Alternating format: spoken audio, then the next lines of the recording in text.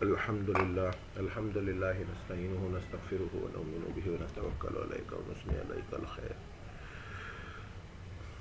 اللہ سبحانہ و تعالیٰ کا بہت بڑا احسان ہے کہ اللہ پاک نے دین کی فکر، دین کی محنت اور کفر کے اعتراضات کو رد کرنے کی توفیق دی۔ اللہ سبحانہ و تعالیٰ نے اس کائنات میں جتنے انبیاء علیہ الصلاۃ والسلام بھیجے یا جتنے انبیاء پر کتابیں نازل فرمائی، ان ہر کتاب کے اندر اگر تورات بھیجی، زبور بھیجی تو زبور میں حضرت داؤد اور ان کے صحابہ کا ذکر آیا، تو مگر اشارہ ان سے زیادہ محمد علیہ الصلاۃ والسلام کے صحابہ کا دیا گیا۔ اس کے بعد اس سے پہلے جو تورات آئی، تورات میں موسیٰ کا ذکر آیا، ہارون کا ذکر آیا، تو ان سے زیادہ اشارہ اللہ کے نبی علیہ الصلاۃ والسلام کے صحابہ کا اشارہ دیا گیا۔ اسی طرح انجیل آئی، حضرت عیسیٰ اور عیسیٰ کے صحابہ کا ذکر کیا گیا، تو ان سے زیادہ محمد مصطفیٰ صلی اللہ علیہ وآلہ وسلم کے صحابہ کا ذکر کیا گیا۔ اور آخر میں قرآن کریم آخری کتاب بن کر نازل ہوا، اور قرآن کریم کا صرف ایک معجزہ نہیں تھا کہ صرف یہ ایک معجزہ جو ہم شمار کرتے ہیں خاتم النبیین، یہ ایک معجزہ نہیں تھا، اس معجزے سے ہزاروں معجزے جڑے ہوئے تھے۔ پہلا معجزہ تمام نبیوں کے سردار، جن کے دنیا بننے سے پہلے نبوت کا اعلان کیا گیا ہو۔ دوسرا آخری نبی، تیسرا آخری قرآن، چوتھا اس نبی کے صحابہ بھی آخری، جس کے بعد کسی صحابہ نے نہیں آنا، نہ بن سکتا ہے نہ آ سکتا ہے، کیونکہ جب نبوت ختم ہو گئی، نبوت کا معاملہ ختم ہو گیا آپ علیہ الصلاۃ والسلام پر، تو پھر اور کوئی نبی آ نہیں سکتا، اور اس نبی جب کوئی آ نہیں سکتا تو پھر صحابہ کوئی بن نہیں سکتا۔ اسی لیے قرآن نے اپنے صحابہ کو رضی اللہ تعالیٰ عنہ کا لقب دیا کہ میں ان سے راضی، یہ مجھ سے راضی۔ اور اللہ کے نبی کا ہر ایک صحابہ ستاروں کی مانند ہے، حدیث میں بھی یہی آتا ہے جس کا مفہوم ہے کہ میرے تمام صحابہ ستاروں کی مانند ہیں، کسی ایک کی بھی پیروی کر لو کامیاب ہو جاؤ گے۔ عطا اللہ شاہ بخاری رحمۃ اللہ علیہ ہمیشہ ایک شعر کہا کرتے تھے، غیروں سے سنا تم نے، غیروں سے کہا تم نے، کچھ ہم سے سنا ہوتا، کچھ ہم سے کہا ہوتا۔ مس قادر میوٹ پہ لگا دیا کریں۔ غیروں سے سنا تم نے، غیروں سے کہا تم نے، کچھ ہم سے سنا ہوتا، کچھ ہم سے کہا ہوتا۔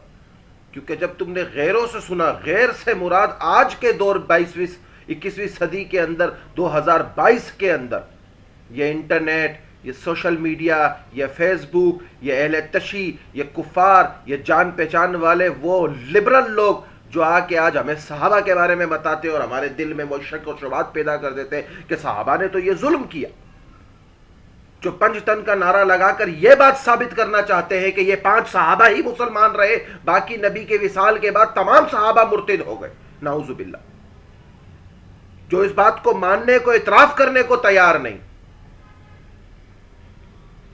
تو پھر ہم غیروں کی باتیں سنتے ہیں، ہمارے ذہنوں میں اشکال پیدا ہوتے ہیں کہ اوہ حضرت ہند رضی اللہ تعالیٰ عنہ نے ایسا کیا ہوگا، حضرت ابو بکر نے حضرت فاطمہ کا حق مار لیا ہوگا، حضرت عمر نے ظلم کیا ہوگا، حضرت عثمان نے خلافت پہ قبضہ کیا ہوگا۔ پھر ہمارے ذہن میں شبہات اور شک پیدا کر دیے جاتے ہیں۔ ایک طرف تو کہا جاتا ہے کہ جب میدان جنگ میں 2 فریقین شامل ہوں تو ایک کو فتح حاصل ہوتی ہے اور ایک کو شکست حاصل ہوتی ہے، اور ایک حق پر ہوتا ہے اور ایک غلط ہوتا ہے، مگر جب غلطی اشتدادی ہو تو امیر معاویہ پر الزام لگائے جاتے ہیں اور کہا جاتا ہے امیر معاویہ ہی سرے سے غلط تھے، اور جب جنگ جمل اور صفین کا دور آتا ہے تو اما عائشہ کے اوپر الزامات تراشی کی جاتی ہے۔ ہم تو کہتے ہیں دونوں لشکروں میں جو شہید ہوئے وہ صحابہ تھے، اور منافقین کی سازش تھی کہ دونوں کو لڑوایا جائے، اور دونوں لشکروں میں جنہیں شہید کیا گیا وہ دونوں جنتی ہیں۔ وہ کہتا ہے نہیں نہیں، ایک میدان میں ایک طبقہ جیت سکتا ہے، ایک طبقہ بالکل رائے حق پر ہو سکتا ہے، ایک طبقہ 100% صحیح ہو سکتا ہے۔ ہم کہتے ہیں دونوں ہی صحیح تھے مگر حق علی کے ساتھ تھا۔ وہ کہتا ہے نہیں جی دونوں نہیں ہو سکتے۔ تو پھر ہمارا ایک سوال ہے کہ موسیٰ علیہ الصلاۃ والسلام جب گئے اور جب واپس آئے، ہارون کو چھوڑ کر گئے، واپس آئے تو سامری نے بچڑے کی عبادت پر لگا دیا، تو حضرت موسیٰ نے غصے میں ہارون کی طرف دیکھا، ہارون یہ کیا ہو گیا، یہ کیا کر دیا میری غیر موجودگی میں، تم نے دیکھا نا؟ اور قرآن میں جو ذکر ہے کہ ہارون کی داڑھی میں موسیٰ نے ہاتھ ڈالا اور لڑائی ہوئی، جنگ ہوئی، ایک لڑائی ہوئی. تو ہم ادھر پوچھتے ہیں کس کو کہو گے کہ غلط ہے اور کون حق پر ہے؟ اگر کہتے ہو ہارون غلط ہے تو بھی دائرہ اسلام سے خارج، کہتے ہو موسیٰ غلط ہے تو بھی دائرہ اسلام سے خارج. پھر ادھر اہل تشیع تکیے سے کام لیتے، نہیں جی دونوں صحیح تھے. اس کو پتا ہے کہ نبی کا انکار کر دینا اسے کفر کے آخری اسٹم اور مہر پر لگا دے گا، تو وہ دجل اور تکیے سے اور جھوٹ اور فریب سے کام لیتے ہوئے صحابہ کو اس طرح سے بیچ میں لاتے ہیں اور اس طرح سے صحابہ کے اوپر الزامات لگاتے ہیں. تو آج ہم جس تاریخی شخصیات اور جس تاریخی صحابیہ کے بارے میں بات کرنے لگے ہیں، تاریخ اسے حضرت ہند بنت عتبہ رضی اللہ تعالی عنہ کے نام سے جانتی ہے، یا ہندہ رضی اللہ تعالی عنہ کے نام سے. ان کے لقب کے لیے، ان کی خصوصیات کے لیے، ان کی زبردست فضیلت کے لیے یہی بہت تھا کہ یہ نبی علیہ الصلوۃ والسلام کی ساس مبارک ہے، ساسو ماں ہے. امیر معاویہ رضی اللہ تعالی عنہ کی ماں، انہوں کی ماں ہیں. ابو سفیان رضی اللہ تعالی عنہ کی بیوی ہے. ہمارے یہاں ایک قصہ بے حد مشہور ہے کہ حضرت ہند نے حضرت حبشی کے ذریعے حضرت امیر حمزہ کو شہید کروایا.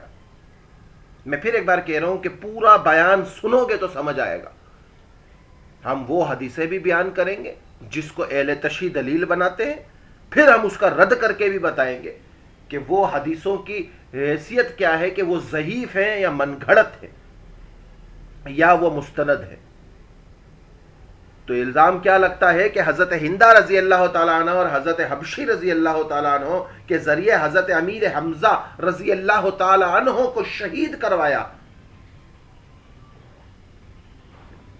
پھر حضرت حمزہ کا مسئلہ کیا، یعنی کہ لاش کی بے حرمتی، کلیجہ نکال کر چبایا. سچ یہ ہے کہ اس قسم کے قصے کی کوئی حقیقت سے تعلق نہیں. یہ روایت چند کتب حدیث میں، تاریخ و تفاسیر میں وارد ہوئی ہے، مگر اس کی سند منقطع ہے، یعنی یہ روایت منقطع ضعیف ہے. دوسرے حقائق کے برعکس ہونے کے باعث اس کا متن منکر ہے. سب سے پہلے مذکورہ روایت کو دیکھتے ہیں. روایت کیا آتی ہے، کس کی آتی ہے؟ روایت میں کیا ہے؟ ابن اسحاق سے مروی ہے. ابن اسحاق سے مروی ہے کہ مجھ سے صالح بن کیسان نے بیان کیا کہ ہند بنت عتبہ رضی اللہ تعالی عنہ کے ساتھ شریک خواتین رسول اللہ صلی اللہ علیہ وآلہ وسلم کے شہداء ساتھیوں کا مسلح اور لاش کی بے ادبی کرتی رہی اور ان کے ناک کان کاٹ رہی تھی، یہاں تک کہ حضرت ہند نے اپنے ہار اور پازیب اور بالیاں وغیرہ جو حبشی کو دے چکی تھی، ان شہداء کے کٹے ہوئے ناک اور کانوں کی پازیب بنائی ہوئی تھی اور انہیں سیدنا حمزہ کا کلیجہ چیر کر نکالا اور چبانے لگی، لیکن آسانی سے حلق میں اتار نہ سکی تو تھوک دیا. پھر ایک اونچی چٹان پر چڑھ گئی اور بلند آواز چیختے ہوئے کہا، ہم نے تم سے یوم بدر کا بدلہ لے لیا ہے، ہم نے تم سے یوم بدر کا بدلہ لے لیا ہے. جنگ کے بعد جنگ جنون والی ہوتی ہیں.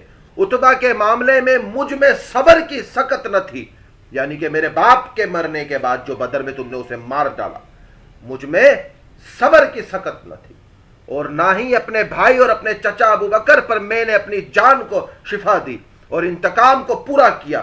وشی تو نے میرے غصے کی آگ بجھا دی ہے، پس وشی اگر مجھ پر عمر بھر تیرا یہ احسان رہے گا. حبشی کو کہا حضرت ہندہ نے، یہاں تک کہ قبر میں میری ہڈیاں بوسیدہ ہو جائیں گی.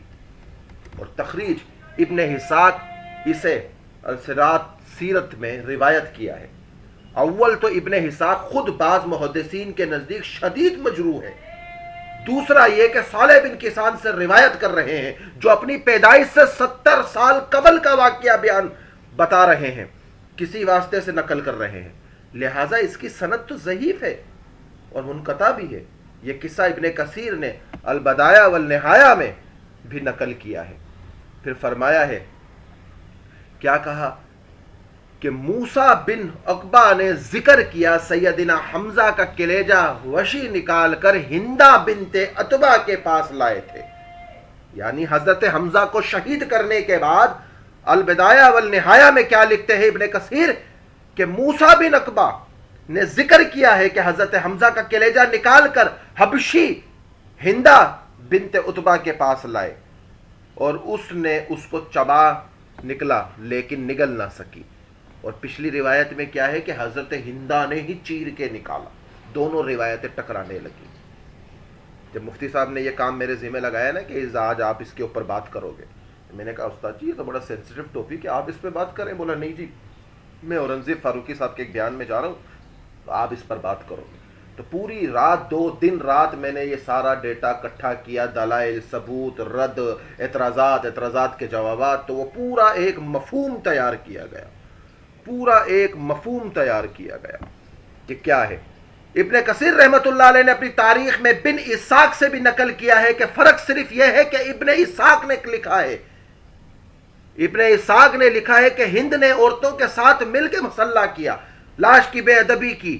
یہ جبکہ ابن کثیر والی روایت میں حبشی نے کلیجہ نکال کر ہند کو دیا, جبکہ دونوں روایتوں میں اتفاق کی وجہ سے ضعیف ہے اور دونوں روایتیں ٹکرا رہی ہیں اور دونوں روایتیں ضعیف ہیں کہ حبشی نے بھی کلیجہ نکالا اور ہندہ کو دیا, یہ بھی روایت ضعیف.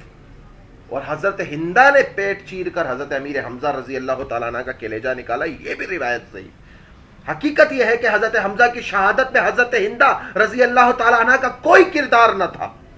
نیز اس کے زمن میں حضرت وحشی رضی اللہ تعالیٰ عنہ سیدنا ہندہ رضی اللہ تعالیٰ عنہ کی کوئی بات یا معاملہ طے نہ ہوا تھا جو اہل کفر, منافقین, گستاخ صحابہ یہ الزام لگاتے ہیں کہ حضرت ہندہ نے حضرت وشی کو خرید کر کہا کہ امیر حمزہ کو قتل کر دو جس نے میرے باپ عتبہ میرے چاچا شیبہ کو قتل کیا اور میں تجھے آزاد کر دوں گی. اس کی بھی کوئی دلیل نہیں ہے, یہ بھی من گھڑت بات. حضرت وشی اور حضرت ہندہ کے بیچ میں کوئی معاملہ طے نہ ہوا اور نہ ہی حضرت وشی حضرت ہندہ کے غلام تھے.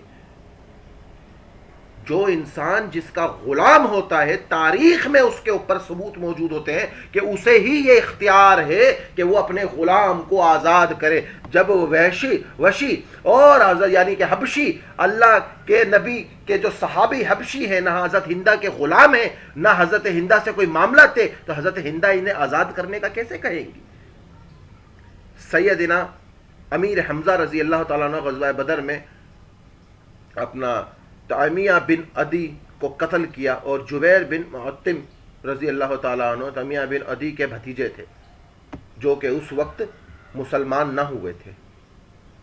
اور حضرت حبشی رضی اللہ تعالیٰ عنہ بھی ابھی مسلمان نہ ہوئے تھے. حضرت حبشی جناب جبیر بن معتم کے غلام تھے, حضرت جبیر کے غلام تھے, حضرت ہندہ کے نہیں تھے, حضرت جبیر کے غلام تھے. سیدنا جبیر بن معتم حدیبیہ اور فتح مکہ کے درمیان ایمان لائے اور خلافت معاویہ میں رضی اللہ تعالیٰ عنہ میں فوت ہو گئے, دنیا سے رخصت ہوئے. آپ حضرت حبشی سے کہا حمزہ نے میرے چچا تیمیہ بن عدی کو قتل کیا ہے, اگر تم میرے چچا کا بدلہ حمزہ کو قتل کر دو لے لو تو میں تمہیں آزاد کر دوں گا. کون کہہ رہا ہے؟ حبشی رضی اللہ تعالیٰ عنہ کے آقا. کون؟ جبیر کہہ رہے ہیں. اور گستاخی کرنے والے کہتے ہیں کہ وہ حضرت ہندہ کے غلام تھے. حبشی حضرت ہندہ کے غلام تھے, حالانکہ حضرت ہندہ سے کوئی تعلق نہیں تھا. تو زبیر کیا کہہ رہے ہیں کہ اگر جب اسلام زبیر رضی اللہ تعالیٰ عنہ نہیں لائے تھے, صلح حدیبیہ اور مکہ کے درمیان مسلمان ہوئے, اس سے پہلے کیا کہا؟ اگر حبشی تو میرا غلام ہے, اگر تو نے میرے چچا کا بدلہ لے لیا, حضرت امیر حمزہ کو قتل کر دیا تو میں تجھے آزاد کر دوں گا. یہی وجہ تھی جس نے حضرت حبشی کو مجبور کیا کہ حضرت سیدنا حضرت امیر حمزہ رضی اللہ تعالیٰ عنہ کو شہید کر دے. اس بات کو امام بخاری رحمت اللہ علیہ نے اپنی کتاب صحیح بخاری کتاب المعاذی کے عنوان قتل حمزہ بن ابو مطلب کے اندر بیان کر دیا ہے. یہ بات بھی دیکھیں کہ سیدنا حبشی رضی اللہ تعالیٰ عنہ خدمت رسالت میں حاضر ہوئے تو آپ علیہ الصلوۃ والسلام کا مشرف اسلام ہونا قبول فرماتے ہیں. آپ علیہ السلام حبشی کا مسلمان ہونا قبول فرما لیتے ہیں.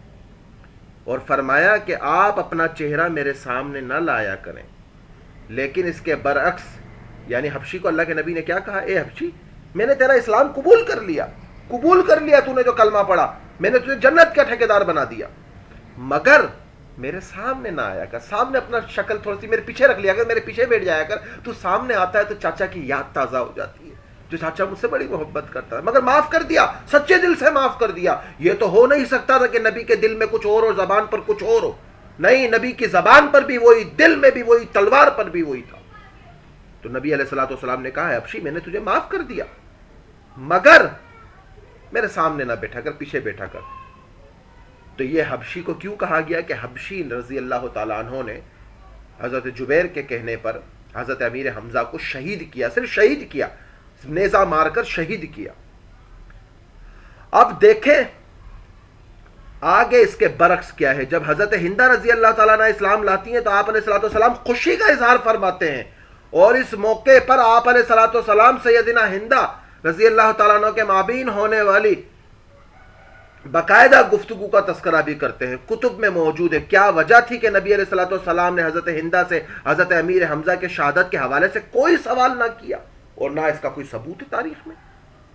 ایک طرف تو کفار یہ کہتے ہیں گستاخ صحابہ کہ حضرت امیر حمزہ کو شہید کرنے والا حبشی تھا، اور حبشی نے کلیجہ نکالا، میں نے مان لو تھوڑی دیر کلیجہ نکالا، اور اگر نہ بھی نکالا تو وہ کہتا ہے حضرت ہندہ نے پیٹ چیر کر کلیجہ نکالا، اسے چبایا، لاش کی بے حرمتی کی، مسلح کیا، سب کچھ کیا، مگر اللہ کے نبی حبشی کو کہتے ہیں اے حبشی میرے سامنے نہ بیٹھا کر، تو نے میرے چچا کو قتل کر دیا مگر تیرا اسلام قبول ہے۔ دوسری طرف حضرت ہندہ اسلام لاتی ہے، نبی حضرت ہندہ سے بڑے خوش ہوتے ہیں، مگر حضرت ہندہ کو ایسی کوئی تائید نہیں کرتے کہ اے ہندہ، وشی کو تو میں نے کہہ دیا میرے سامنے نہ بیٹھا کر، تو نے تو میرے چچا کی لاش کی بے ادبی کی ہے، میں تجھے نہیں معاف کروں گا، اگر معاف کروں گا بھی تو میرے سامنے مت آنا۔ نہیں، تاریخ میں ایسا کوئی سوال نہیں ملتا، اور اللہ کے نبی تو بڑے خوش ہوئے، گفتگو کا تذکرہ بھی کتب میں موجود ہے۔ کیا وجہ تھی کہ نبی علیہ الصلوۃ والسلام نے حضرت ہندہ رضی اللہ تعالیٰ عنہ سے حضرت امیر حمزہ رضی اللہ تعالیٰ عنہ کی شہادت کے حوالے سے کوئی سوال نہیں فرمایا، کوئی گفتگو نہیں فرمائی، جبکہ حبشی رضی اللہ تعالیٰ عنہ نے اپنا چہرہ چھپانے کے لیے اس سے کہہ دیا گیا کہ اپنا چہرہ چھپایا کرے۔ حالانکہ سیدنا ہند بنت عتبہ کا جرم قتل سے بھی سنگین تھا، اگر جو الزام لوگ لگاتے ہیں کہ کہتے ہیں انہوں نے ناک کاٹا، کان کاٹے، اور اس کی پائل بنائی اور پیروں میں پہنی، کیونکہ اپنی پائل اور اپنے زیورات تو وہ حبشی کو دے چکی تھی کہ جاؤ حبشی میں تجھے یہ ہدیہ کرتی ہوں، حضرت حمزہ کو قتل کر دے، اور بعد میں انہی کی پازیب اور انہی کی نکال کر کانوں میں بالیاں پہنی۔ یہ حضرت ہندہ رضی اللہ تعالیٰ عنہ، امیر معاویہ رضی اللہ تعالیٰ عنہ کی والدہ پر الزام جو لگایا گیا کہ یہ قتل سے بھی سنگین جرم تھا، شہید کی لاش کا مسلح کرنا، کلیجہ نکال کر چبانا، کتنی بڑی بات ہے۔ ادھر وشی بن حرب کو صرف نیزہ مارنے پر اللہ کے نبی کہتے ہیں میرے سامنے نہ آیا کرو، کلیجہ چبانے والے کو کچھ بھی نہیں کہتے۔ تو یہ نبی پر بھی بہتان، صحابہ پر بھی بہتان، صحابیہ پر بھی بہتان، اور امیر حمزہ کی لاش جس میں مبارک کے ساتھ بھی ظلم کیا گیا، کہ ظلم کہا گیا کہ ایک انسان نے یہ کام کیا ہی نہیں اور اس پر الزام دھر دیا گیا۔ ان یہ جرائم سرزد ہوا جو ان کے مطابق وہ کہتے ہیں کہ انہوں نے کیا۔ تو ابھی تو ہم اس روایت پہ نظر ڈال رہے ہیں جس میں وہ باتیں ملتی ہیں کہ وہ یہ ایسے ایسے ہوا، اور وہ روایتیں آپس میں ٹکراتی ہیں اور ضعیف ہیں۔ یہ جرم سرزد ہوا جس پر روایتی طور پر بحث ہو چکی ہے کہ 70 سال کے بعد ابن اسحاق صالح بن کسان کے نام سے ایک منقطع روایت پیش کی ہے، اور اس مجرم سے بھی اظہار نفرت ہونا چاہیے تھا۔ یعنی کہ جو یہ روایت کو بیان کر رہے ہیں ابن اسحاق، وہ اس واقعے کے 70 سال بعد بیان کر رہے ہیں، تو ان کے پاس ان کے پہنچنے کے ذرائع کیا تھے، کہاں سے یہ پہنچی تھی روایت۔ اب بات آ جائے گی آگے کہ تاریخ میں حضرت ہندہ رضی اللہ تعالیٰ عنہ کو جگر خور کیوں لکھا گیا، کیوں لکھا، کس نے لکھا، کس نے اپنے قلم کو گھمایا، کس کے قلم سے صحابہ کے بغض کی بدبو آنے لگی کہ وہ صحابہ سے ہر لمحے چڑھتے تھے، کون سا ایسا طبقہ تھا۔ لیکن ہم دیکھتے ہیں کہ محبوب محترم کے مقدس جیسے مبارک کا مسلح کرنے والوں کے گھر امن داخل دار ابو سفیان ہے، یعنی کہ جو الزام لگایا جاتا ہے، ابو سفیان کو مسئلہ حرم جائے پناہ قرار دے دیا گیا. ان کے گھر کو تو جگہ ایک پناہ کا گہوارہ قرار دے دیا گیا کہ ادھر آ کر رکیں جنہوں نے رکنا ہے، پناہ لینی ہے. چونکہ معنی دار مزید اہل فتح مکہ کے بعد نبی مکرم کے دست مقدس پر بیعت کرنے کے بعد سیدنا ہند رضی اللہ تعالیٰ عنہ عرض کرنا کہ یا رسول اللہ، آج سے پہلے حضرت ہند ایمان لانے کے بعد اللہ کے نبی کے پاس کیا کہہ رہی ہیں؟ یا رسول اللہ، آج سے پہلے روح زمین پر سب سے زیادہ مبغوض کوئی نہ تھا، کوئی برا نہیں لگتا تھا مجھے، مگر ایمان لانے کے بعد سب سے زیادہ محبوب بھی آپ کے سوا کوئی نہیں لگتا، کوئی نہیں لگتا. اور یہی الفاظ تھے سیدنا ہندہ کے. جواب میں نبی کریم صلی اللہ علیہ وسلم نے کیا فرمایا؟ دیکھیں بخاری جلد اول صفحہ 539 پر کیا فرمایا؟ اس ذات کی قسم جس کے قبضے میں محمد کی جان ہے، اسی طرح مجھے بھی یعنی یہی تمہارا ایمان لانا پسند ہے. یعنی سیدنا ہندہ رضی اللہ تعالیٰ عنہ کی عزت و حرمت محبوب ہے، عام محبت نہیں بلکہ ایسی شدید محبت سرکار دو عالم کو حضرت ہندہ رضی اللہ تعالیٰ عنہ سے ہے ایمان لانے کے بعد کہ دو جہان کے سرکار نے قسم خداوند اٹھا لی اور فرما رہے ہیں، یہ نہیں فرمایا کہ تو نے میرے محبوب چچا کا کلیجہ چبایا تھا، میں نے وشی کو صرف نیزہ مارنے پہ کہا ہے میرے سامنے مت آیا کر، اور میں تجھے کہتا ہوں تو سامنے ہی مت آ. نہیں، کوئی ذکر نہیں کیا کیونکہ واقعہ کلیجہ کا حضرت ہندہ کی طرف تھا ہی نہیں. یہ تو بعد میں تاریخ میں کسی نے اپنے قلم سے بغض نکالا. میرے سامنے نہ آیا کر ایسا نہیں کہا.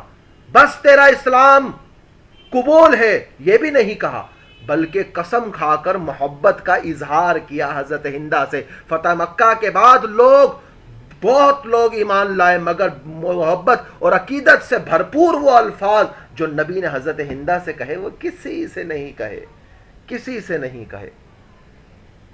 اور یہ امام بخاری رحمۃ اللہ علیہ یہاں عنوان قائم کیا ہے کہ باب الفضل ہند بن عتبہ میں. اب اعتراضات کیا ہیں؟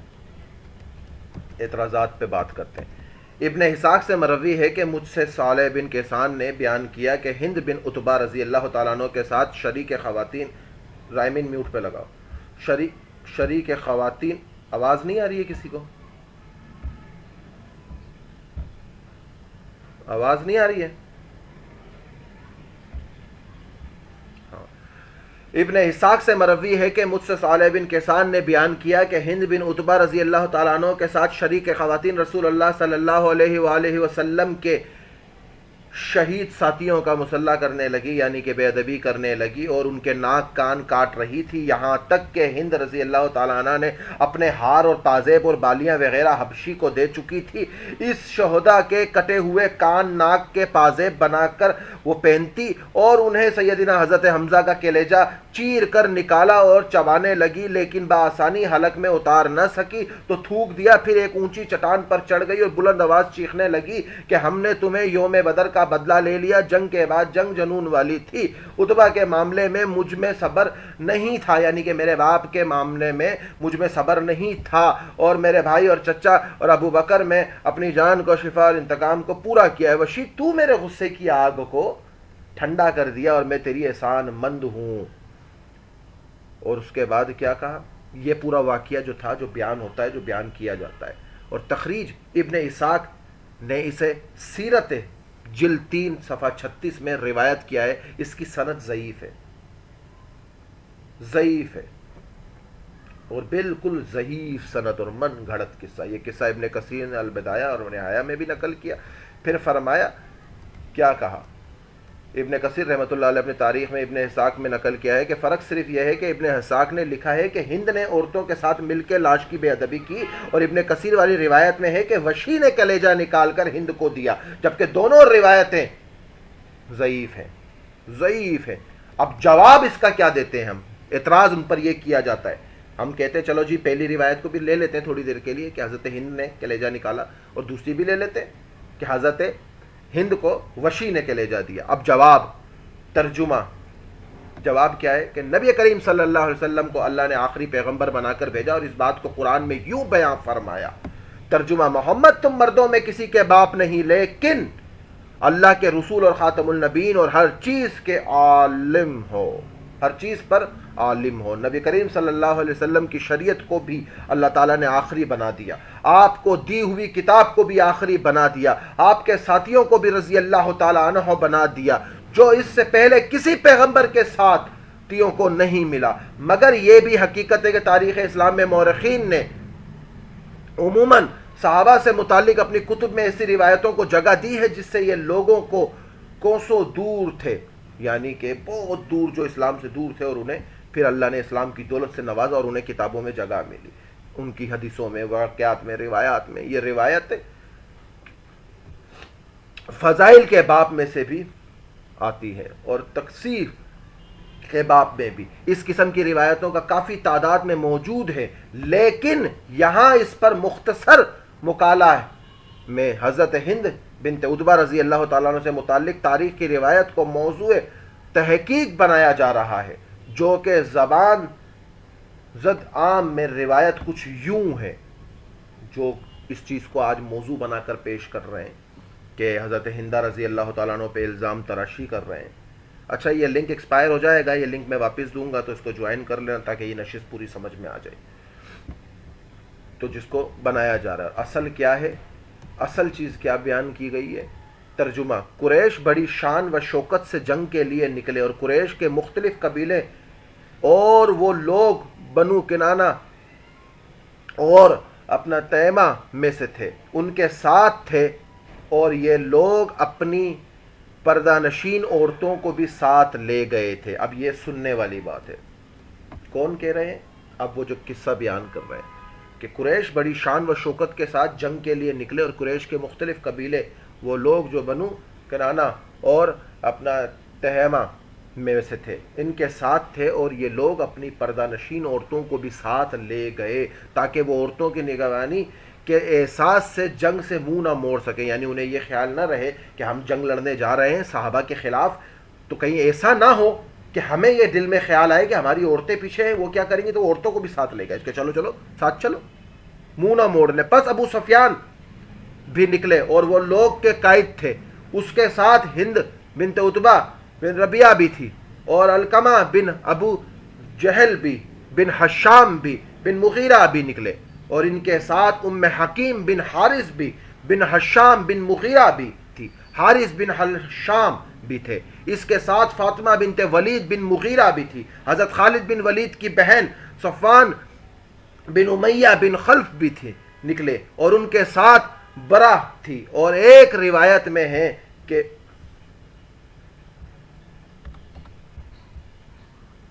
رضی اللہ تعالیٰ عنہ جو تھے وہ اس وقت ان کے ساتھ نکلے اور لوگوں کے قائد تھے، ان کے ساتھ ہند، اب ان کی عورت ہند بنت عتبہ بھی تھی، علقمہ بن ابو جہل بن حشام بن مغیرہ بھی نکلے، اور ان کے ساتھ ام حکیم بن حارث بن حشام بن مغیرہ بھی نکلی، اور حضرت حارث بن الحشام بھی تھے، اور ان کے ساتھ فاطمہ بنت ولید بن مغیرہ بھی تھی، حضرت خالد بن ولید کی بہن صفوان بن امیہ بھی خلف بھی نکلے، اور ان کے ساتھ برا اپنا برزہ تھی۔ اور ایک روایت میں ہے کہ برا بنت مسعود عمر بن عمیر بھی نکلے، اور عبداللہ بن صفوان کی والدہ تھی، عمر بن عاص بن وائل بھی نکلے، اور ان کے ساتھ اپنا برتا بن متبہ بھی نکلی، اور حضرت عبداللہ بن عمر بن عاص کی والدہ تھی، اور حضرت طلحہ، رائمن میوٹ لگاؤ، کیا ہو گیا، بیچ میں بھلوا دیتے ہو، کہاں چلا گیا رائمن، کیا ہو گیا، پھر بیچ میں بھلوا دیا، کہاں تھا؟ حضرت عبداللہ بن عمر بن عاص کی والدہ تھی، اور طلحہ اور ابو طلحہ عبداللہ بن عبدالعزیز بھی، عثمان بن عبدالدلار بھی نکلے، اور ان کے ساتھ اپنا سفلہ بن سعد بھی تھی، اور حضرت طلحہ کے بیٹے سلفہ جو نکلی ساتھ میں، اور وہ کلب کی والدہ بھی تھی، اور ان دن یہ تینوں ان کے والد قتل ہوئے، اور یعنی خناس بنت مالک بن اپنا مربنی نکلی اور یہ بنو مالک بن حسل کی عورتوں میں سے ایک تھی. اس کے ساتھ ان کا بیٹا عبدالعزیز بن عمیر بھی تھا. یہ حضرت مصعب بن عمیر رضی اللہ تعالیٰ عنہ کی ماں تھی. اپنا اس کے بعد امرہ بن علقمہ نکلی. یہ بنو حارث میں عبد المناف بن کنانہ کی عورتوں میں سے ایک تھی. اس کہانی کو ابن اسحاق اور ابن جریر طبری میں ابن اسحاق ہی کی روایت سے اور اس کو علامہ شبلی نعمانی نے بھی سیرت النبی میں نقل کیا ہے اور اپنا بڑھاتے ہوئے لکھا ہے کہ چچا بھی حمزہ اور حمزہ رضی اللہ تعالیٰ عنہ حضرت ہند کے باپ عتبہ کو بدر میں قتل کیا. حضرت حمزہ نے چچا کو اور حضرت ہندہ کے والد کو قتل کیا کیونکہ حضرت ہندہ اس وقت کفار کی طرف تھی, حضرت حمزہ اسلام کی طرف تھے, اور وہ جو عتبہ تھا اور وہ شیبہ تھا وہ کفار کی طرف سے آئے اور ان کی طرف سے آئے اور قتل کیا, اور جبیر بن معطلم رضی اللہ تعالیٰ عنہ کے ہاتھوں قتل ہوئے تھے. اور اس بنا پر حضرت ہندہ نے حبشی رضی اللہ تعالیٰ عنہ کو, جبیر بن معطلم کا غلام تھا, اسے حربہ اندازی میں کمال رکھتا تھا اور حضرت حمزہ کے قتل پر آمادہ کیا اور اقرار ہوا کہ تو اگر قتل کر دیتا ہے حضرت حمزہ کو تو میں تجھے آزاد کر دوں گی. قریشوں کی عورتوں نے انتقام بدر کے جوش میں مسلمانوں کی لاشوں کو بے ادبی کی, ان کی ناک کان کاٹی. ہند نے ان کا ہار بنایا اور گلے میں ڈالا اور حضرت حمزہ کی لاش پر گئی اور اس کا پیٹ چاک کر کر کلیجہ نکالا, لیکن گلے سے نہ اترا تو اسے پھینک دیا. حضرت ہندہ اپنا ہار حبشی کو دے چکی تھی کہ وہ اس پہ جا کے کام کرے, تو اسی لیے اس نے ناک کان کاٹ کر اس کا ہار بنایا. تاریخ میں حضرت ہند کا جو جگر خور کا لقب لکھا گیا ہے, یہ مین پوائنٹ ہے, تاریخ میں حضرت ہندہ کو جو جگر خور کا لقب لکھا گیا ہے اس بنا پر لکھا جاتا ہے کہ اس روایت پر تفسرہ ہے. اس روایت پر غور کرنے سے مندرجہ ذیل باتیں سامنے آتی ہیں. حضرت حمزہ کے قاتل وشی تھے. نمبر ایک, حضرت حمزہ کے قاتل کون تھے؟ وشی تھے, جنہوں نے قتل کیا. حبشی تھے جو بعد میں مسلمان ہوئے.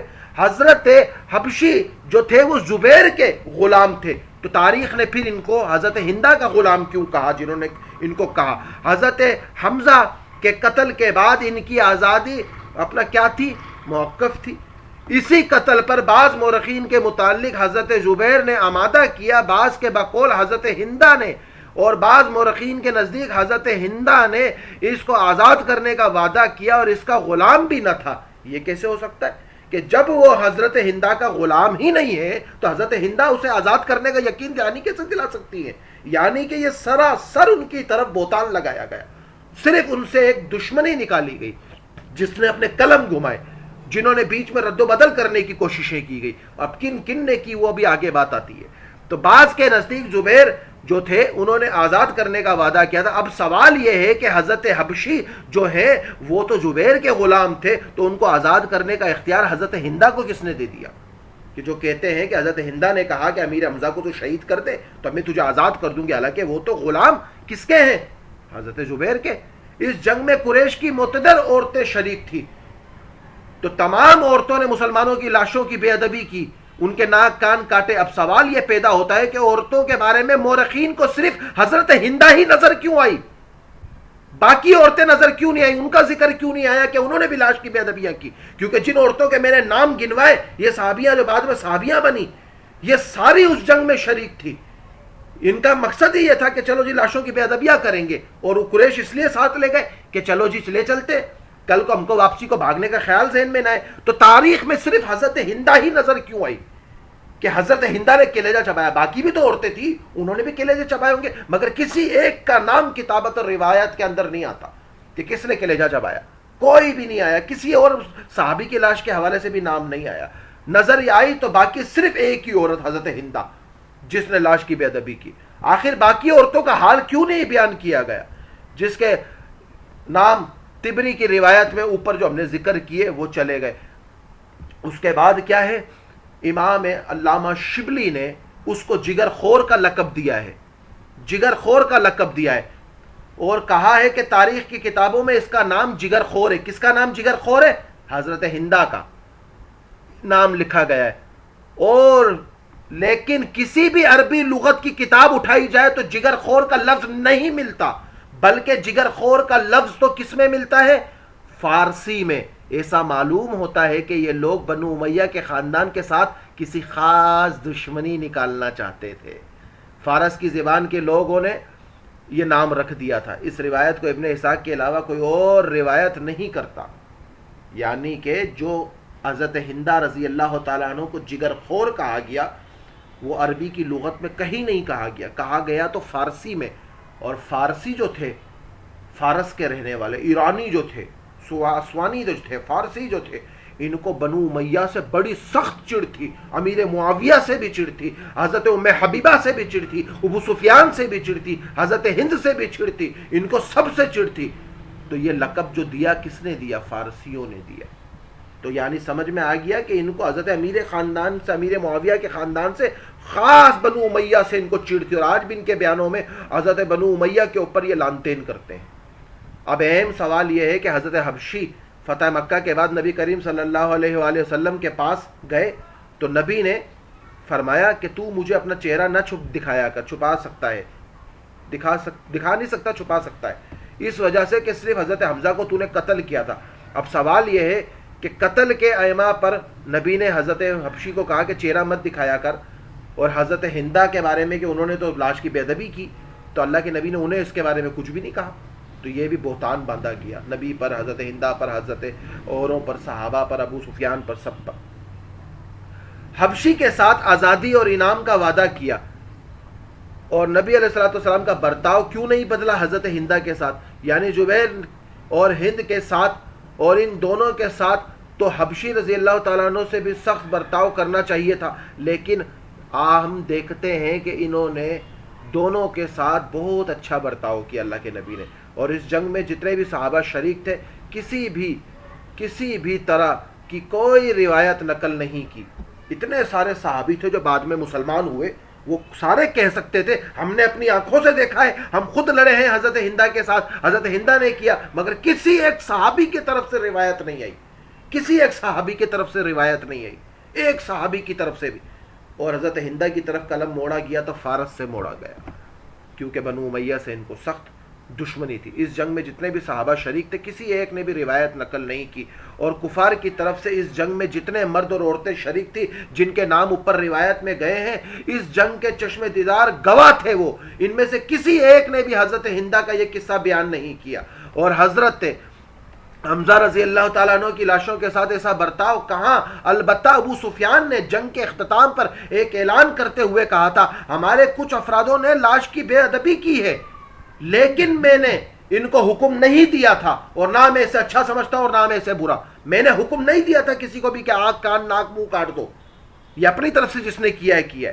یہ بات بری معلوم ہوئی کہ یہ الفاظ اس بات کی شہادت ہے کہ یہ کام صرف عورتوں نے نہیں کیا تھا بلکہ اس میں مرد بھی شامل تھے، ابو سفیان تھے۔ اب یہ کام کس نے کیا تھا اور کون سے مرد نے کیا تھا، کون سی عورتوں نے کیا تھا؟ اس جنگ کے جو گواہ تھے رات ضرور نظر آئی کہ یہ کام صرف اسی گواہوں میں سے کوئی بھی نہیں بیان کرتا، لیکن ابن اسحاق کو حضرت ہند نے کیا ہے۔ اتنے صحابہ جو تھے، ابو سفیان کہتے ہیں ہم نے کسی کو نہیں کہا تھا کہ یہ کان ناک منہ کاٹو، لاش کا مسئلہ کرو، اور جنہوں نے کیا میں نے اس کا حکم نہیں دیا، جب ابو سفیان کفار کی طرف تھے کہ میں نے اس کا حکم نہیں دیا، جس نے کیا اپنی مرضی سے کیا، میں اس کو برا بھی نہیں سمجھتا اچھا بھی نہیں سمجھتا، ختم بات۔ تو یعنی کہ مردوں نے بھی کاٹے، مگر کسی نے روایت نہیں کیا، کسی نے روایت نہیں کیا، نہ عورتوں پہ روایت کیا نہ مردوں پر روایت کیا جو بعد میں مسلمان ہوئے، جو جنگوں میں موجود تھے۔ لیکن ابن اسحاق کو حضرت ہندہ نے کیا ہے، اسحاق نے حضرت ہندہ کو بیان کیا ہے۔ ضروری ہے کہ تاریخ کی کتابوں پر کسی فیصلے سے پہلے حدیث کی کتابوں کا ایک بار ضرور ورق پڑھنا چاہیے، مطالعہ کرنا چاہیے کہ شہادت خود اس کے چاہے، تاکہ اس کی قصہ کو تاریخ دانوں کے دودھ کا دودھ اور پانی کا پانی کیا جا سکے۔ صحابہ کرام رضی اللہ تعالیٰ عنہ اجمعین کو تاریخ کے صفحات کے ترازو میں نہیں تولا جا سکتا، انہیں حدیث کے صفحات میں تولا جا سکتا ہے۔ تاریخ میں تو رد و بدل کیا گیا۔ حضرت حمزہ کی زبانی اگر دیکھ لیا جائے تو صحابہ کرام رضی اللہ تعالیٰ عنہ اجمعین کی ذات پر کبھی بھی کوئی کیچڑ نہیں اچھال سکے گا۔ قاتل حضرت حمزہ حضرت حبشی کہ زبانی واقعہ اگر ہم سنیں تو تفصیل کے ساتھ بیان ہوا ہے. واقعہ کچھ یوں ہے، صحیح بخاری میں حضرت حبشی رضی اللہ تعالیٰ عنہ واقعہ بیان کرتے ہیں کہ شہادت کا واقعہ بتا سکتے ہو؟ انہوں نے کہا کہ تم ہمیں حضرت حمزہ کے، حضرت حبشی سے کس نے پوچھا؟ صحابیوں نے، اور بعد میں مسلمان ہونے کے بعد، کیا تم ہمیں بتا سکتے ہو کہ حمزہ کیسے شہید ہوئے؟ ترجمہ، عبداللہ بن عدی نے حضرت حبشی سے رنیہ بن عدی بن خیار کو قتل کیا تھا، جو کس کے؟ جبیر کے چچاؤں میں سے تھے، اس کو قتل کیا. تو کہا کہ بتاؤ قصہ ہمیں. کہا میرے آقا جبیر بن نے کہا مجھے کہ ہاں میں یہ ہوئی ہے کہ بدر کی لڑائی میں حضرت حمزہ نے مجھ سے کہا ہے اگر تو نے حمزہ کو میرا چچا اپنا تعمیہ کے بدلے میں قتل کر دیا تو آزاد ہو جائے گا. کس نے کہا؟ زبیر نے کہا. کس سے؟ حبشی سے. تو پھر بتایا ہے کہ جب قریش عین کی جنگ کے لیے نکلے تو جو احد کے پہاڑ پر ایک جنگ تھی ادھر پہنچے تو درمیان میں وادی حائل تھی، تو اس میں سے ان کے ساتھ جنگ کا ارادہ ہو لیا. جب دونوں فوجیں آمنے سامنے لڑنے لگی تو صف کی آڑ میں ہو گئے. قریش کی صف میں سبا بن عبد العزا نکلا اور اس سے آواز دی، ہے کوئی لڑنے والا؟ ہے کوئی لڑنے والا؟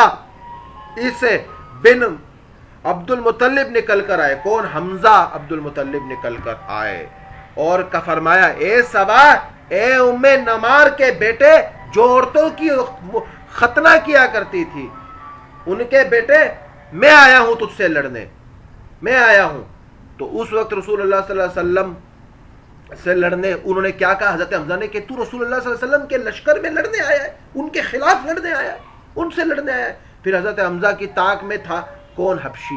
اور چوں ہی مجھ سے قریب ہوئے تو میں آگے بڑھا اور کل کی طرح بتا دیا کہ ادھر میں ایک چٹان کے نیچے حضرت حمزہ پر اپنا جھاڑ نیزہ پھینکنے کے لیے مارا. نیزہ ناف کے نیچے جا کر لگا جس کی سینی کے آر پار ہو گیا. یہی شہادت کا سبب بنا. پھر جب کبھی اپنا قریش قبیلہ واپس ہوئے تو ہم میں سے سب واپس ہو گئے اور مکہ میں مقیم رہا میں، اور مکہ سے پھر میں اسلامی سلطنت کے تحت آ گیا اور طائف چلا گیا. اور طائف والوں نے مجھے نبی کریم صلی اللہ علیہ وسلم کی خدمت میں خادم بھیجا تو مجھ سے وہاں کے لوگوں نے کہا انبیاء کسی پر زیادتی نہیں کرتے، چونکہ تو نے حضرت حمزہ کو شہید کیا ہے تو نبی کے پاس جا اور ان سے معافی مانگ لے اور کلمہ قبول کر لے. چنانچہ اس وقت میں ساتھ روانہ ہوا. جب نبی کی خدمت میں پہنچا تو آپ نے مجھے دیکھا تو دریافت فرمایا، کیا تو حبشی ہے جس نے میرے حمزہ کو شہید کیا ہے؟ میں نے عرض کیا جی ہاں. آپ نے عرض کیا کہ تو حبشی ہی ہے نا؟ کہا ہاں. حضرت حمزہ کے معاملے میں معلوم ہے وہی صحیح ہے کہ نبی کریم صلی اللہ علیہ وسلم نے فرمایا کیا تم ایسا کر سکتے ہو کہ اپنی صورت کبھی میرے سامنے نہ لاؤ؟ میں نے تمہیں معاف کر دیا دل سے. اس کے آگے مسلمہ کذاب کے قتل کا واقعہ بیان کرتے ہوئے اختصار کی وجہ سے اپنا چھیڑا جا رہا ہے. تفصیل کے لیے حوالہ بھی موجود ہے. اور ادھر حضرت حبشی رضی اللہ تعالیٰ عنہ نے کہیں ذکر نہیں کیا بخاری میں یہ حدیث میں کہ حضرت حمزہ کا کلیجہ نکال کر چبایا گیا، کہیں بیان نہیں کیا. حضرت حبشی نے پوری کارگزاری سنائی جو اس واقعے کے مین وہ کریکٹر تھے، مین کردار تھے، جو بعد میں مسلمان ہوئے. اور مجھے آزادی کا وعدہ کیا گیا، بلکہ خود بیان کرتے ہیں کہ میں نے کبھی ہند بخاری کی روایت میں جس کو حبشی کے کسی انعام دینے کا کہہ رہے ہیں، اس نے اپنے چچا کے بدلے میں آزاد کا وعدہ کیا. نہ ہند میرے آقا ہیں، آقا میرے جبیر ہیں جنہوں نے اعلان کیا ہے کہ کلیجہ جو چبانے کا کوئی تذکرہ بھی انہوں نے نہیں کیا اس پورے واقعے کے اندر. اور ابن اسحاق نے ساری باتوں کا حال کس نے سنایا؟ ابن اسحاق جو 70 سال بعد روایت نقل کر رہے ہیں، ان کو یہ واقعہ 70 سال پرانا کس نے سنایا اور یہ کس نے کہا کہ یہ سارا کا سارا واقعہ ایسے ہوا ہے اور یہ سارا ایسا ہوا؟ اب کیا ہے حدیث حضرت ہند رضی اللہ تعالی عنہ بیت الاسلام کرتی ہیں تو نبی کریم صلی اللہ علیہ وسلم فرماتی ہیں، حضرت عائشہ رضی اللہ تعالیٰ عنہ فرماتی ہیں کہ ہند رضی اللہ تعالیٰ عنہ آئی اور کہا اے رسول اللہ، روح زمین پر جتنے بھی خیمے بسنے والے ہیں ان سب میں میری نظر میں آپ سے برا مجھے کوئی نہیں لگتا، لیکن اب روح زمین پر مجھے آپ سے اچھا کوئی نہیں لگتا، اس سے زیادہ کوئی عزیز نہیں ہے. نبی کریم صلی اللہ علیہ وسلم نے فرمایا اس ذات کی قسم جس کے قبضے میں میری جان ہے، میرا بھی یہی حال ہے. سوچنے کی بات یہ ہے کہ حضرت ہندہ رضی اللہ تعالیٰ عنہ دوسروں کے چچا کو قتل بھی کروائے اور پھر کس کا کلیجہ نکال کر چبائے بھی اور پھر اس کے محبت کا اظہار بھی کرے. اور بہت تعجب کی بات ہے کہ حبشی صرف قتل کرے اور نبی اسے سامنے آنے سے منع کر دے. حضرت ہندہ کلیجہ چبائے اور نبی اس بارے میں اس سے کوئی کلام نہ کرے بلکہ یہ کہے قسم ہے اس پاک ذات کی جس کے قبضے میں میری جان ہے, میرے ساتھ بھی یہی حال ہے کہ تو مجھے بہت عزیز ہے, تو مجھے بہت اپنے لیے محبوب ہے, کہ تو مجھے بہت اچھی لگی کہ تو نے اسلام قبول کیا. تاریخ روایت فیصلہ کرنے سے پہلے ضروری کتب کے حدیث کے ذخیرے کو دیکھنے کی زحمت کی جائے, لیکن یہاں معاملہ برعکس ہے. تاریخ روایات کو دیکھ کر ہی فیصلہ کیا جاتا ہے. یہاں حال کے پی کے خیبر پختونخوا کی حکومت اور ٹیکسٹ بک پشاور کا بھی ہے, جس نے اپنے نصاب میں, جنہوں نے جماعت پنجم کے اردو کی کتاب میں فتح مکہ حضور علیہ السلام کے عنوان پر ایک سبق شامل کیا ہے. کے پی کے حکومت, پشاور کی حکومت, پشاور کے board of science, board of Urdu نے اپنے نصاب میں ایک سبق ڈالا ہے جس میں آپ علیہ السلام کا اپنے دشمنان اسلام کے ساتھ اعلیٰ اخلاق اور عفو و درگزر کی ایک مثال پیش کرتا ہے, جنہیں لوگوں نے آپ علیہ السلام اور آپ کے ساتھیوں پہ ظلم و جوار کے پہاڑ ڈالے تھے اور مسلمان اپنی طرف سے ایذا اور ساتھیوں کو تکلیف پہنچاتے تھے. کس قسم کی کسر نہیں چھوڑی تھی جس کی وجہ سے اپنا دین ایمان بچانے کے خاطر ہجرت پر مجبور ہو گئے. لیکن 8 سال بعد رحمت العالمین مکے میں فتحانہ داخل ہوئے تو ہر شخص پناہ کی تلاش میں معتبر و پریشان ہو کر ادھر ادھر بھاگتا رہا, لیکن انہیں کوئی پناہ نظر نہ آئی. اتنے میں اعلان ہوتا ہے جو شخص ہتھیار پھینک دے گا وہ خانہ کعبہ کے اندر بیٹھ جائے, ابو سفیان کے گھر میں چلا جائے, اپنے گھر کا دروازہ بند کر لے اور امن میں رہے گا. اللہ کے محبوب خانہ کعبہ کے اندر داخل ہو کر اپنی پیشانی خاک پر رکھ کر اللہ کا شکر ادا کرتے ہیں. خانہ کعبہ سے باہر تشریف لائے کہ لوگوں کا ہجوم ہے, آپ فیصلے کے منتظر ہیں. آپ علیہ السلام دشمنان اسلام کے بارے میں کیا فیصلہ فرما رہے ہیں. اس دوران آپ کے اہل مکہ سے پوچھتے ہیں, اے اہل مکہ تمہارا کیا خیال ہے, میں تمہارے ساتھ کیا سلوک کرنے والا ہوں. وہ سب بے وقت آواز بول اٹھے ہیں, آپ بھائی کریم ہیں, آپ ابن کریم ہیں. آپ علیہ السلام کا یہ کریمانہ الفاظ سن کر کسی اور کو اپنے کانوں پر یقین نہیں آتا کہ واقعی رسول نے ہماری خطائیں معاف فرما دی ہیں. کیا آپ ہم میں سے کوئی پوچھے گا کہ نہیں کریں گے کیا معاف؟ آپ علیہ السلام نے ہمارے جرم و زیادتیاں بھلا دی ہیں. آج کا دن عظیم دن ہے اور عام معافی کا دن ہے. عام معافی میں مورخین نے تمام کفار اعزا ساتھیوں کو تکلیف کو چھوڑ کر صرف 3 شخصیات, ابو سفیان کی بیوی حضرت ہندہ اور غلام حبشی کو اسلام اور پیغمبر کی دشمنی پہ مشتمل تاریخی روایات پیش کیے ہیں. نمونے کے طور پہ نصاب کی کتاب میں کے پی کے حکومت پشاور بورڈ نے اس سبق کو اپنی کتاب میں ڈالا. اس کتاب میں یہاں ایک قیاباس پیش کیا جا رہا ہے کہ معافی پانے والوں میں ابو سفیان بھی شامل ہے, ان کی بیوی ہندہ بھی شامل ہے اور ان کے چچا کا قاتل حبشی بھی شامل ہے. اب اسلام کی دشمنی ڈھکی چھپی نہیں رہی, وہ مسلمانوں کے خلاف سازش کر رہے ہیں, یہاں تک کہ وہ نصاب میں ہمارے بچوں کو وہ تعلیمیں دے رہے ہیں. صرف معافی ہی نبی کی بیان کرنی تھی تو ہزاروں واقعے تھے. انہی 3 لوگوں کا نام مینشن کر کے پی کے حکومت نے اس کو کیوں ڈالا اور کہا کہ رسالت میں شرمندہ کھڑی ہے. کون؟ حضرت ہندہ شرمندہ کھڑی ہے. اس جنگ کا احد کا وہ منظر یاد آ رہا ہے. اس کے حکم پر حبشی نے نبی کے پیارے چچا حمزہ کو شہید کیا. ہندہ کا جگر ہندہ نے جگر نکال کر چبایا. ہندہ اسے کھا نہ سکی تو حمزہ کی لاش کی بے ادبی کرنا شروع کر دی.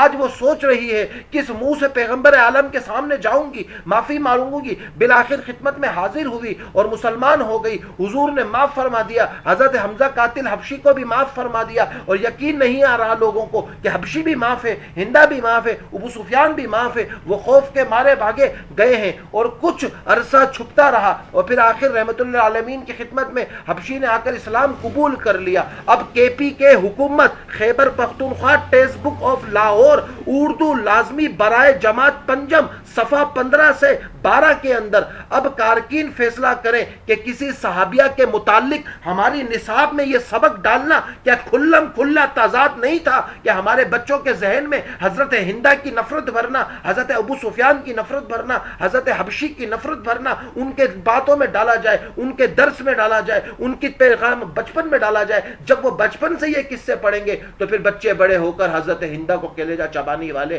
کلیجہ خور ہی کہیں گے. حالانکہ اس اس واقعے کی تاریخ میں کہیں ثبوت نہیں ملتے، کہیں ثبوت نہیں ملتے۔ صحابہ کرام رضی اللہ تعالیٰ عنہ اجمعین کی دشمنی ہمارے بچوں کے دلوں میں ڈالی جا رہی ہے، ان کے کچے ذہنوں کے اندر اس قسم کے سبق ڈالے جا رہے ہیں۔ اگر نبی کی صرف بڑائی بیان کرنی تھی تو نبی کی معاملات اخلاق پر اور ہزاروں قصے تھے، ہزاروں معاملات تھے، ہزاروں چیزیں تھی، وہ بیان کرتے، مگر اس قصے کو کتاب کے نصاب میں KPK حکومت نے پشاور بورڈ میں ڈال کر لوگوں کو یہ احساس کروانا چاہا کہ بچوں کے ذہن میں حضرت ہندہ، حضرت حبشی، حضرت ابو سفیان، بنو امیہ کے خلاف ایک دشمنی پیدا کی جا سکے، ایک بیج پیدا کیا جا سکے۔ ایسا کئی ایک واقعات ہیں جن سے نبی کی رحمت کا سخت معلوم ہوتا ہے، مگر وہ کسی نہیں ڈالا، بلکہ کسی صحابی یا صحابیہ پر تنقید کر کے ضرورت عمر کی خبر دی ہے۔ خیبر پختونخوا کی حکومت نے اور نظر ثانی کرنی پڑے گی کہ تاریخ سے صحابہ کو نہیں تولا جا سکتا۔ خلاصہ بحث یہ ہے، تاریخی روایت پر فیصلہ کرنے سے پہلے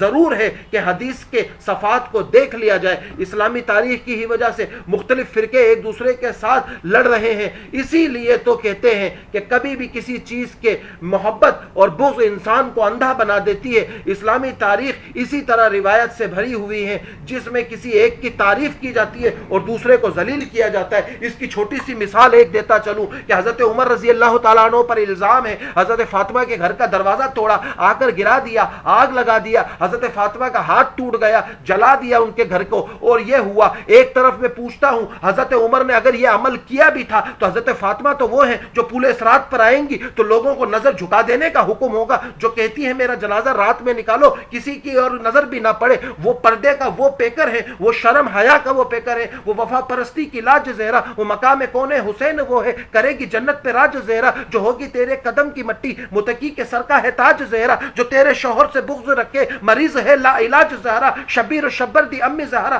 نبی دے گھر وچے امی زہرا، مقام تیرے نے کون سمجھے، فرشتے کرنے ہے تیرے کمی زہرا، ربنا سجدہ کرا دے خاطر رات منگدی ہے لمبی زہرا۔ تو نے اس کی پاک دامنی پر الزام لگایا صرف اس لیے کہ عمر کو گندا کر سکے۔ تو نے حضرت علی کی غیرت پر الزام لگایا، حضرت علی کو پتا چلے اس کی بیوی پر عمر نے دروازہ گرایا، حضرت علی عمر کے 2 ٹکڑے کر دیتا۔ تو نے حضرت عمر پر الزام لگایا صرف اسے غلط کرنے کے لیے۔ تو نے اس کے اندر اس کی آڑ میں حضرت فاطمہ پر الزام لگایا، اسی کی آڑ میں حضرت علی کی غیرت پر الزام لگایا۔ تو تاریخ میں رد و بدل کرنے لگا، اسی وجہ سے تو نے ایک کو اچھا ثابت کیا، 10 کو غلط کیا۔